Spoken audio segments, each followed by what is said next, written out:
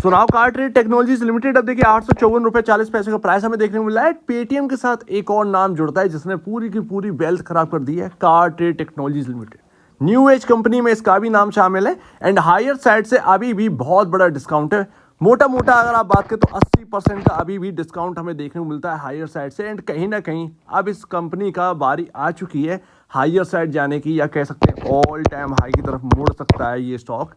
And काफी interesting होगा, इस कंपनी के अंदर काफी कुछ बदलाव आए हैं, फाइनेंशियल बहुत कुछ बदल चुके हैं। एंड फाइनेंशियल बदलते ही यहाँ पर स्टॉक के अंदर कोई भी मूव नहीं आया, हायर साइड से टूट गया है ये ऑलमोस्ट। यहाँ पर अगर आप देखेंगे 1600 की प्राइस से यहाँ पर जो है ना टूटा है ये स्टॉक। एंड इसका लो लगा है 340 रुपए, 340 रुपए का लो। मोटा मोटा अगर आप बात करेंगे हायर साइड से जो निचले लेवल लगे थे 80% वेल्थ वाइप आउट हो गई, 80% वेल्थ वाइप आउट हो गई है। एंड अभी हाल फिलहाल में निचले लेवल से डबल हो चुका है ये स्टॉक। बट अभी ये स्टॉक एक ऐसी जगह पर है जहां से शुरुआत हो सकती है एक बड़ी तेजी की। एंड ये स्टॉक भी बाकी जो स्टॉक्स हैं जैसे कि जोमेटो हुआ, क्योंकि एक प्रॉफिटेबल कंपनी है जोमेटो हुआ, या यहाँ पर पॉलिसी बाजार में हमने जो चेंजेस आते हुए देखे, शायद कार ट्रेड टेक्नोलॉजीज के अंदर भी ये चेंजेस आने हो एंड यहाँ पर एक बम्पर प्रॉफिट आपके सामने लगे हाथ। तो पहली बात गौर करने वाली क्या है, कंपाउंडेड प्रॉफिट ग्रोथ अगर आप देखेंगे तो 12 ट्रेलिंग मंथ का 78% का कंपाउंडेड प्रॉफिट ग्रोथ हुआ है कंपनी के अंदर। एंड स्टॉक कितना चला है 50% एक साल में। अपना जो प्रॉफिट ग्रोथ है उससे लेस है यहाँ पर आपके सामने स्टॉक CAGR। सो दैट सीधी सी बात है, कोई मल्टीबैगर रिटर्न इस स्टॉक के अंदर बने नहीं है। एंड पॉसिबल है कि आप जिस तरीके से हमें देखने को मिल रहा है ग्रोथ देखने को मिल रही है कंपनी के अंदर, वो थोड़ा सा यहाँ पर सपोर्ट करे स्टॉक के भाव को। एंड ये प्राइसेस जो आपको मिल रहे हैं वो काफ़ी छोटे मार्केट कैप पर मिल रहे हैं एंड एक रीजनेबल मार्केट कैप पर मिल रहे हैं। अगर आप देखें तो कार ट्रेड कोई बहुत अलग कंपनी नहीं है, आप देखें न्यू एज कंपनी के अंदर ही गिनी जाते हैं। एंड इनका जो बिजनेस मॉडल है उसको अगर आप देखेंगे तो आगे के लिए बहुत बेहतर। अमेरिका में भी अगर आप देखें तो कुछ ऐसा ही यहाँ पर देखने को मिलता है। बोलबाला सबसे ज़्यादा जो एक सेकेंड हैंड गाड़ियों का है वो बहुत ज़्यादा है यूएस के अंदर। एंड कार ट्रेड अगर आप देखें तो इनका खुद का प्लेटफॉर्म है जो कि यहाँ पर जो है ना बाय और सेल करते हैं। सो दैट कहीं ना कहीं इस कंपनी के 4 चांद लग सकते हैं आगे चलकर। एंड वो शुरुआत हो सकती है अभी से। लेकिन एक बात याद रखिएगा कि न्यू एज कंपनी का नाम आपने अगर सुना है तो उसके साथ साथ एक और चीज़ है जो कि जुड़ी रहती है, रिस्क। तो उतना ही यहाँ पर जो है ना करना है जितना आप रिस्क झेल सकें, क्योंकि कार ट्रेड का हालत जो है अभी हाल फिलहाल में ठीक देखने को मिल रहा है। बट इन कंपनियों का कब हालत किधर से किधर बदल जाए कुछ भरोसा नहीं। आपको एक लंबे वक्त तक शायद अच्छी चीज़ें दिखें और अचानक से सडनली बुरी चीज़ें होने लगे। तो ये एक ना बिल्कुल साथ में लेकर चलना होगा। लेकिन ये जो पर्पज़ है आज जो हम बात कर रहे हैं वो पुराने निवेशकों के लिए।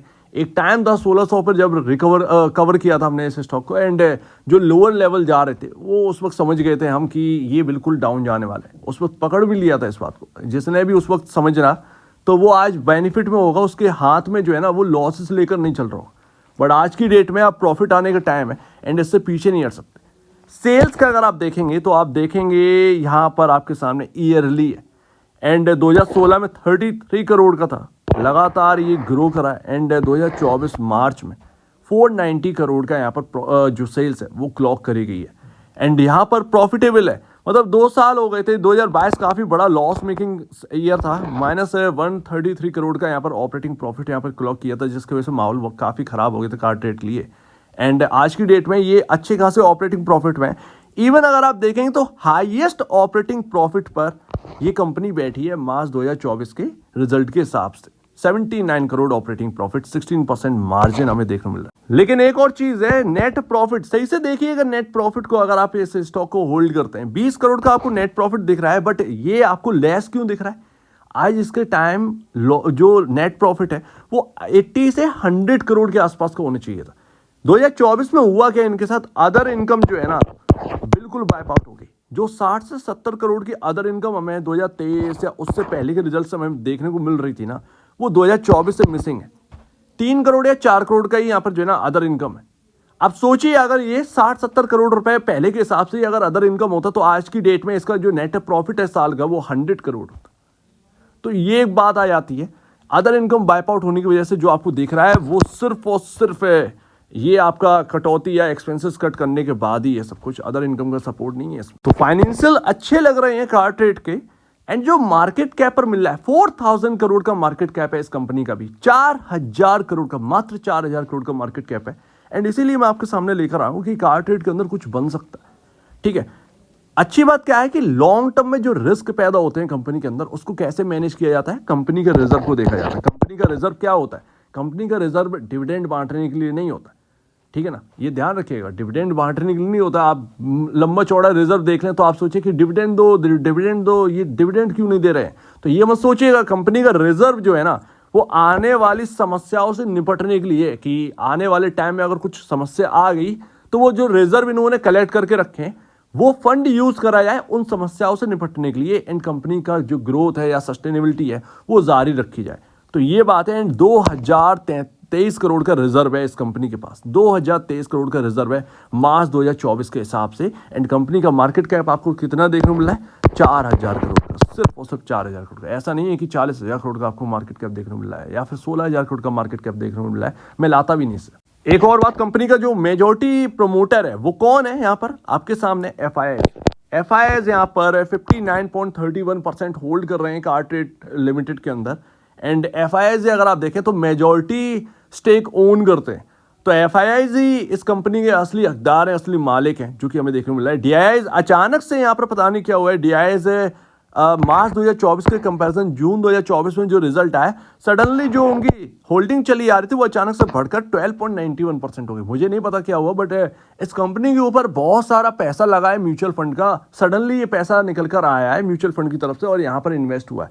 सो दैट कुछ बदलाव अगर होने होंगे तो शायद हो सकता है, मैं पक्का नहीं कर सकता इस कंपनी के बारे में कि बदलाव आपके सामने आ ही जाए, बट एक राइट मार्केट कैप पर एक न्यू एज कंपनी मिल रही है। एंड उस हिसाब से मैं आपके सामने लाया हूँ। प्राइस मत देखिए कि 898 या इसके वगैरह वगैरह ये आपको देखने को मिल रहा है। मार्केट कैप देखा करिए, प्राइस मत देखा करिए, ये ध्यान रखिएगा। अगर आप नए हैं मार्केट के अंदर या आपको ज़्यादा पसंद है कि छोटे प्राइस में मिल जाए, वो छोटे प्राइस वाला खतरनाक होता है, बड़े प्राइस वाला कभी कभार बहुत अच्छा होता है, कभी कभार नहीं, हमेशा ही अच्छा होता है। मार्केट कैप जरूर देखा करिए। मार्केट कैप अगर छोटा है, प्राइस बड़ा है, तो ज़्यादा गेन्स आपको देखने को मिलेंगे कंपेयर टू वो छोटा वाला 100 रुपये के नीचे भीतर वाला। ठीक है ना, तो ये बात। और क्या अच्छा लगता है, अच्छा लगता है फंडामेंटल इंडिकेटर्स में जो हमें देखने को मिलता है, पीई रेशियो 127.45 का है। ई कॉमर्स में यहाँ पर इंडस्ट्री पीई चल रहा है 431.69 का, उसके कंपैरिजन कंफर्ट हमें देखने को मिला है, राइट। दूसरी बात, सबसे कंफर्ट वाली बात है, price to book value 1.92 time चल रहा है, 1.92 टाइम। भैया ये सबसे बड़ी बात है कि आपका ऐसा नहीं है कि 10 टाइम आपका जो है प्राइस टू बुक वैल्यू देखने को मिल रहा है या 20 टाइम आपका प्राइस टू बुक वैल्यू देखने को मिल रहा हो, ऐसा कुछ भी नहीं है। ये सबसे सॉलिड बात नजर आती है इस कंपनी के अंदर। आपका जो प्राइस है वो लमसम आपके बुक वैल्यू का ऑलमोस्ट डबल चल रहा है, कोई बहुत ज़्यादा ऊपर नहीं चल रहा। मतलब मेरे ख्याल से बहुत ज़्यादा यहाँ पर टेंशन लेने की बात नहीं है जो कि होल्ड कर रहे हैं कार ट्रेड स्टॉक को। तो 1.92 टाइम है। एंड इसके जो पीयर कंपैरिजन है वो आज की डेट में 10 टाइम पर भी वर्क कर रहे हैं, 10 टाइम पर भी वर्क कर रहे हैं। सो दैट ये एक अच्छी बात है। एंड लगता है कि टेक्निकल जो बदल रहे हैं इसके, वो शायद इस स्टॉक को थोड़ा सा आगे पहुंचाएं, एंड उसके ऊपर हम आएंगे। बट फंडामेंटल बेसिस पर ये कंपनी का जो मार्केट कैप है, उस हिसाब से जो इसके फाइनेंशियल्स हैं वो ठीक ठाक नजर आते हैं as a new age company के हिसाब से, मुताबिक से। एंड लास्ट, तो इस कंपनी के बारे में देखिएगा, समझिएगा। कल संडे या सैटरडे, 2 दिन काफ़ी होते हैं किसी कंपनी के समझने में कि कैसे क्या करना है, एंड बिजनेस को समझने में। सबसे पहली बात तो बिजनेस को समझिए, सिंपल सा लॉजिक है, बिजनेस को समझ लिया, प्राइस समझ में आ जाएगा। एंड अब टेक्निकल क्या कर रहे हैं, टेक्निकल कह रहे हैं कि भैया इनका जो एक बॉटम बना था वो 2024 में बना था। वैसे तो बहुत पहले बन गया था, बट हाल फिलहाल की बात करें तो 2024 में एक बहुत ही अच्छा खासा सपोर्ट लिया था। रेंज में चल रहा था ये स्टॉक एक लंबे टाइम से, 767 से 647 की रेंज में। वो रेंज टूटी आपकी मई 2024 में टूटी, एंड सडनली इसके अंदर जंप देखने को मिला 960 के आसपास, 960 रुपए का। एंड अभी आपको प्राइस क्या देखने को मिला है, 848 रुपए। ये ट्रेंड लाइन स्टार्ट हुई थी इसके अंदर अप्रैल 2024 से, एंड ये लगातार ट्रेंड लाइन से चल रहा था। आप देख रहे हैं ना कि किस तरीके से ट्रेंड लाइन पर सपोर्ट लिया, ठीक है ना। तो कुछ इस तरीके से था, ट्रेंड लाइन ब्रेक हुई तो इसने सेकंड ट्रेंड लाइन पर ब्रेक जो है सपोर्ट लिया, एंड ये आपका 2 बार हो चुका है। एंड कल की डेट में यहीं से इसने सपोर्ट लिया है। एंड वो लेवल आपका जो निकल कर आता है वो लमसम आता है 840 के अराउंड, 840 के अराउंड। तो इस स्टॉक के अंदर मैं आपको बता दूं, ये बहुत ही इंपॉर्टेंट जो लेवल है ना, सबसे पहली बात तो 767 बनेगा अगर ये ट्रेंड लाइन का लेवल टूटता है, यानी कि 830 से 840 का लेवल अगर टूटा है, इसके नीचे क्लोजिंग दे रहा है स्टॉक, तो यहां पर 767 का यहां पर लेवल आ सकता है। चेज इधर ही से करना है, किसी को अगर चेज करना है एसएल रखना, बिना एसएल के मत चलना, ये ध्यान रखिएगा, बिना एसएल के मत चलना। या तो ये इधर ही से घूम जाएगा क्योंकि ऊपरी ट्रेंड लाइन को ये क्रॉस नहीं कर पा रहा है, आप देखें तो कुछ इस तरीके से है, जाता है ऊपर बट सेलिंग आ जाती है, बार बार निकल नहीं पा रहा ऊपर से, ठीक है ना, और बार बार सेलिंग आती है तो वो सेकंड ट्रेंड लाइन जो है उससे सपोर्ट लेता है, वापस से घूम जाता है। देखते हैं इस बार 840 बच रहा है या नहीं बच रहा है, 830 840 का प्राइस यहां पर बच रहा है या नहीं बच रहा है। अगर टूटता है सो दैट 767 ये आपके सामने आ सकता है, देखने को मिल सकता है, वहीं पर सपोर्ट है एंड वहीं पर आपके सामने 2 बार सपोर्ट लिया है, ये दूसरा। तो आपके सामने सारी चीजें हैं, सब कुछ आपके सामने, लेवल्स आपके सामने, कैसे ट्रेड करना है। अगर कोई ट्रेड करता है मार्केट के अंदर सही तरीके से तो वो इस चीज को समझ सकता है।